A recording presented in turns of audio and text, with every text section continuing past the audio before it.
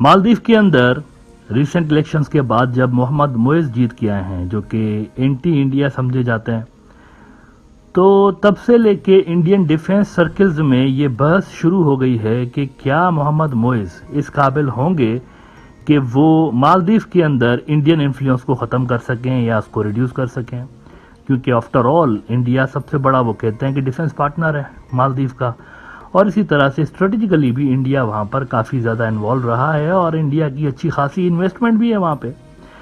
तो इसके चलते वहाँ पर ये बहस चल रही है कि जी क्या मालदीव इतना आसानी के साथ इंडिया आउट कर पाएगा, जैसे कि उनकी कैंपेन है ना, इंडिया आउट कैंपेन। तो वहाँ पर ये एक सवालात उठ रहे हैं। अब रिसेंटली इंडिया का एक बड़ा न्यूज़ आउटलेट है इंडियन नैरेटिव, उसके अंदर इसी हवाले से एक ओपिनियन छपा है जिसमें वो पूछ रहे हैं कि can Maldives pro China president elect afford to move away from India. कहते हैं Maldives president elect Mohamed Muizzu, who is set to take charge officially in November 17, is expected to throw more light on the political and foreign contours of his government in the next 1.5 months, even as he reiterated that his government will remove Indian military personnel stationed in the archipelago state as promised during his election campaign. Foreign policy watchers said that in the current scenario, Male will not be able to completely move away from New Delhi amid a new emerging world order. दुनिया नहीं बन रही है और इस नई दुनिया के अंदर हम इतने ज़्यादा रेलेवेंट हैं कि हमें वो इग्नोर नहीं कर सकते। अच्छा, ये तो खैर थोड़ा थोड़ा मोहन भागवत वाली बात उन्होंने लिखी हुई है। मोहन भागवत आरएसएस का चीफ अपनी तारीफ खुद करता रहता है ना कि दुनिया को हमारी ज़रूरत है, हमें दुनिया की ज़रूरत नहीं। ये कुछ इस तरह की लग रहा है। देखें, असल जो इम्पोर्टेंट बात है ना वो ये है कि मालदीव के अंदर डिफेंस के हवाले से इंडिया का रोल रहा है। वहाँ पर इंडिया का मिलिट्री बेस है, वहाँ पर इंडिया के फौजी रहे हैं और वहाँ इंडिया उनको सप्लाई भी करता रहा है डिफेंस का हार्डवेयर। असल ये चीज़ है, बाकी इंडिया इज रिलेवेंट और ये ऐसे ही किताबी बात है। और एक बड़ी अपडेट आपको साथ में ये दे दूं कि खामोशी के साथ इंडिया के जो डिफेंस से रिलेटेड लोग हैं, इंडिया के फॉरेन पॉलिसी से रिलेटेड लोग हैं, उनके जो डिप्लोमेट्स हैं, उनके ताबड़तोड़ विजिट स्टार्ट हो चुके हैं और वो मोहम्मद मोइज की टीम से मुलाकातें कर रहे हैं। मोहम्मद मोइज की टीम से वो दोबारा से प्यार की पिंगे बढ़ाना शुरू कर दी उन्होंने और उनको वो कन्विंस करने की कोशिश कर रहे हैं कि हमारे जो इंटरेस्ट हैं यहाँ पर उनको आप मत छेड़ें, हम जो है कोऑपरेट करके आपस में चल सकते हैं। इस तरह वो कोशिश कर रहे हैं, लेकिन उनकी ये कोशिशें नाकाम इसलिए भी होंगी क्योंकि मोहम्मद मोइज ने स्टार्टिंग जो कुछ स्टेटमेंट्स दी हुई हैं अपने फ्यूचर प्लान्स के हवाले से, उसमें हमें साफ नजर आ रहा है कि इंडिया का यहाँ पर डिफेंस के हवाले से कोई रोल नहीं। साउथ चाइना मॉर्निंग पोस्ट में देखें कितनी खौफनाक किस्म की हेडलाइन लगी है। साउथ चाइना मॉर्निंग पोस्ट कहते हैं Maldives new pro China president elect was to kick out Indian military. Kick out, लात मार के उसको निकालने का उन्होंने ऐलान किया कि लात मार के निकालेंगे। तो यहाँ इंडिया कैसे कोऑपरेशन के सपने देख रहा है कि ये भी हमसे कोऑपरेट, अब किस लिए भाई, क्यों कोऑपरेट करेंगे आपके साथ इस काम में जिसको समझते ही नाजायज हैं। वो कहते हैं ये होने ही नहीं चाहिए, यहाँ पे इनका बेस यहाँ क्या कर रहे हैं, इनके फौजी क्या कर रहे हैं, इस चीज को वो नाजायज समझता है। उसमें आपके साथ कैसे कोऑपरेट करेगा? अपना पॉलिटिकल बेस उसने तबाह करना है क्या? उसको वोट मिला ही इंडिया के खिलाफ है, तो वो क्यों कोऑपरेट करेगा इस मामले में? बाकी मामले में हो सकता है करे, इकोनॉमी, ट्रेड, ये सारा होगा, लेकिन डिफेंस के मामले में नहीं करेंगे।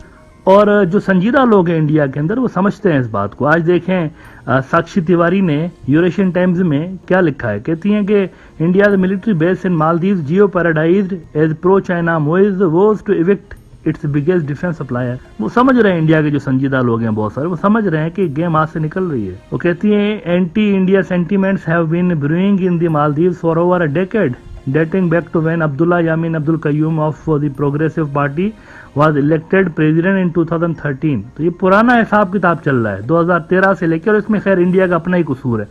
भाई कभी आपने सुना है कि किसी मुल्क के एम्बेसिडर जो है वो मिलिट्री हेडक्वार्टर्स का दौरा कर रहे हो? इंडिया ने ये तक किया हुआ है वहां पे। They took it for granted, Modi के आने के बाद खास तौर पर। उससे पहले ये छुप छुपा के काम कर रहे होते थे, कांग्रेस वाले भी इस तरह की हरकतें करते थे, लेकिन वो इसको सीक्रेट रखते थे। यहाँ पर ये जा रहा है मोदी साहब के आने के बाद, यहाँ पर ये जनाब एम्बेसिडर जा रहा है मिलिट्री हेडक्वार्टर में मिलने के लिए, पॉलिसी सेट कर, डिफेंस की पॉलिसीज ये सेट कर रहे हैं मालदीव की।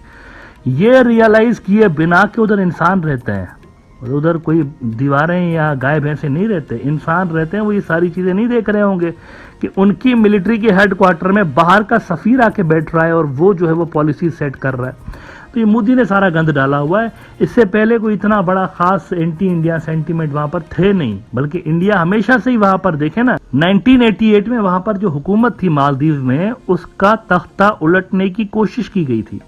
वहां पर एक बिजनेसमैन था, अब्दुल्ला लुत्फी नाम था उनका, और उसके साथ कुछ भाड़े के मर्सनरीज नहीं होते, ज़्यादातर उनका ताल्लुक तमिल कम्युनिटी से था। वो वहाँ पर जो श्रीलंका के अंदर भी लड़ रहे थे, कुछ उसके भी लोग थे। तो इस तरह मर्सनरीज भर्ती करके और इक़्तिदार पे कब्जा करने की कोशिश की गई थी 1988 में।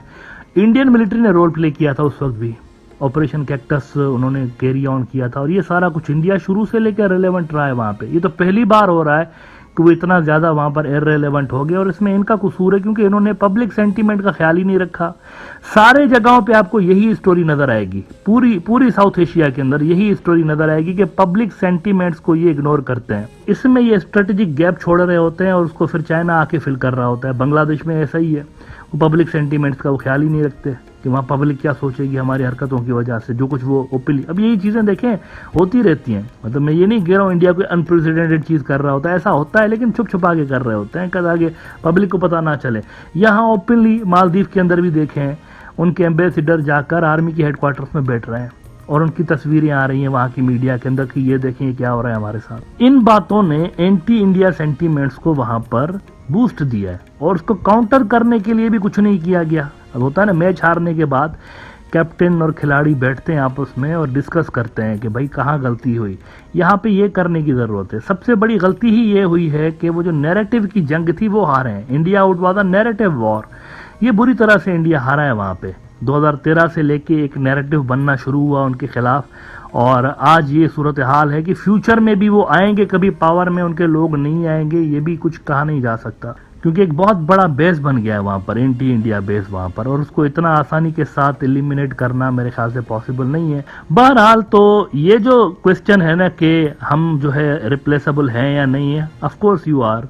आपको आसानी के साथ चाइना कर सकता है रिप्लेस, मतलब आपकी कोई लंबी चौड़ी वहाँ पर इतनी कोई ट्रिलियंस ऑफ डॉलर्स की इन्वेस्टमेंट नहीं है जिसको रिप्लेस ना किया जा सके।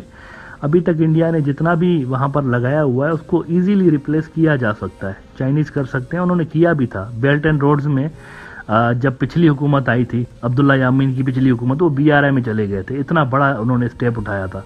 तो इस बार भी ऐसे ही बड़े सरप्राइजेस के लिए इंडिया को तैयार रहना चाहिए। मीनवाइल इससे सीखने की ज़रूरत है। सबसे बड़ी सीख इससे यह है, पब्लिक नैरेटिव का ख्याल रखें दूसरे मुल्कों के अंदर। अनपॉपुलर रिजीम्स को सपोर्ट करना बंद करें, पॉपुलर रिजीम्स के साथ दोस्तियां बढ़ाएं और अपना इमेज बेहतर करने पे सबसे ज़्यादा फोकस करें, सबसे ज़्यादा ध्यान इन्हीं चीज़ों पे रखें।